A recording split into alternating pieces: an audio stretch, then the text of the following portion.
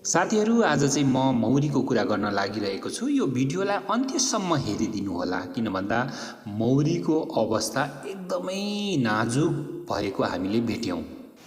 बिस भएको के यो विषादी हालेरै मरेको हो त मौरीहरू? विषादीले हो यो। है हो, निकाल्नु त अरू पनि यस्तो हुँदो रहेछ है।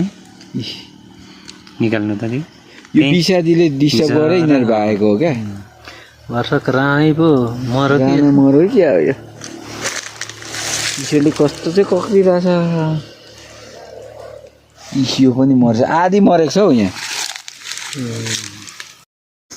फलफुलको बिरुवामा मजाले परागसेचन भएन भने पक्कै पनि फल लाग्दैन। त्यसैले ख्याल गर्नुहोला, तपाईको फलफुलको बिरुवालाई परागसेचन गराउने जीव मौरीलाई नै तपाईले यसरी नोक्सानी पुर्याइरहनु भएको छ भने तपाईको फलफुलको बिरुवामा पक्कै परागसेचन हुँदैन र राम्रो फल लाग्दैन। त्यसैले फल राम्ररी फलोस्, आम्दानी राम्ररी दियोस् भन्ने सोच्नुहुन्छ भने यो मौरीलाई जोगाउन पनि तपाईले त्यतिकै ध्यान पुर्याउनु पर्दछ है साथीहरू।